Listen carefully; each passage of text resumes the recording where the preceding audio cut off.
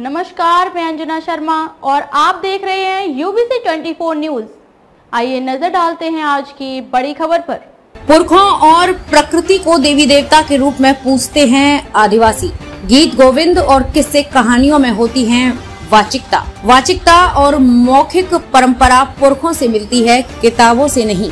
जनजाति समुदाय पुरखों और प्रकृति को देवी देवता मानकर उनकी आराधना करते हैं। गीत गोविंद, किस्से कहानियों और लोक संगीतों में वाचिकता मौजूद होती है। वाचिकता और मौखिक परंपरा किताबों से नहीं बल्कि पुरखों और बुजुर्गों से मिलती है। उक्त बातें आज नवा रायपुर स्थित जनजाति अनुसंधान एवं प्रशिक्षण संस्थान में आयोजित 3 दिवसीय वाचिकोत्सव में विशेषज्ञों और आदिवासी समुदाय के सदस्यों ने कही। गौरतलब है कि मुख्यमंत्री श्री भूपेश बघेल की पहल पर राज्य में जनजातीय समुदायों की वाचिक और मौखिक परंपरा के संरक्षण के लिए अभिलेखीकरण के साथ ही इस परंपरा से अगली पीढ़ी को अवगत कराने के उद्देश्य से 3 दिवसीय जनजातीय वाचिकोत्सव का आयोजन किया जा रहा है। आदिम जाति तथा अनुसूचित जनजाति विकास मंत्री डॉक्टर प्रेम साय सिंह टेकाम ने आज आदिम जाति अनुसंधान एवं प्रशिक्षण संस्थान में 3 दिवसीय जनजातीय वाचिकोत्सव 2023 का शुभारंभ किया। कार्यशाला में जनजातीय देवी देवता एवं मड़ई मेला के संबंध में वाचिक ज्ञान, लोक कहानियां, कहावतें एवं लोकोक्तियां और लोक संगीतों में वाचिकता व मौखिक परंपरा की मौजूदगी के संबंध में विशेषज्ञों तथा जनजातीय समुदाय के सदस्यों ने विस्तार पूर्वक चर्चा की। रांची झारखंड से आए विषय विशेषज्ञ श्री अश्वनी पंकज ने कहा कि आदिवासी तौर तरीकों को सहेजने की प्रक्रिया को सहभागिता कहते हैं।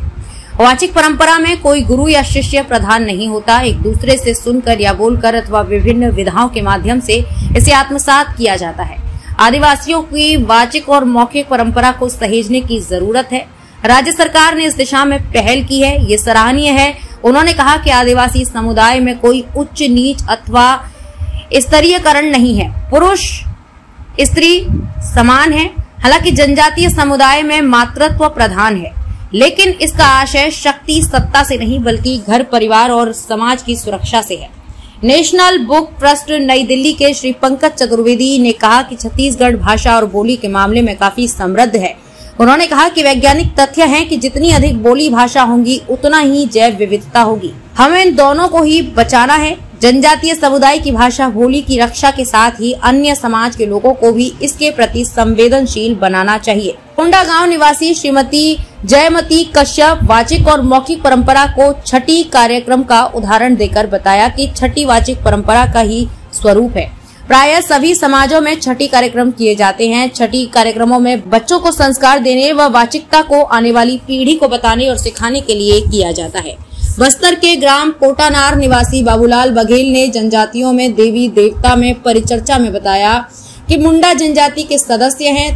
तत्कालीन राजा के समय में माता दंतेश्वरी की आराधना और प्रार्थना के लिए मुंडा बाजा के साथ मां दंतेश्वरी की आराधना करने का रिवाज है। तब से लेकर अब तक 75 दिनों तक चलने वाली बस्तर दशहरा के दौरान मुंडा बाजा के माध्यम से मां दंतेश्वरी की आराधना करने की परंपरा चली आ रही है। सरगुजा संभाग के बलरामपुर से आए श्री करनाथ नगेशिया ने बताया कि उनका मातृ बोली सदरी है। नागदेव उनका टोटम है। प्रकृति की उत्पत्ति की कहानी इन्हीं पर प्रचलित है। उनके क्षेत्र में आदिवासियों में मड़ई मेला मनाने की परंपरा प्रचलित नहीं है, लेकिन आदिवासियों ने जरूरत की वस्तुओं के लिए आदिवासी समुदाय में मेल मिलाप की परंपरा है।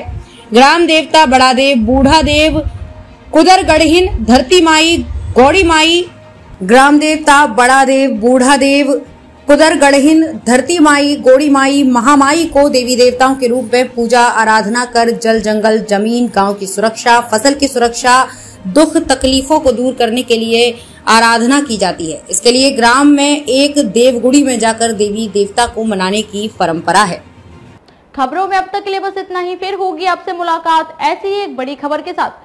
तब तक के लिए नमस्कार और देखते रहिए यूबीसी 24 न्यूज।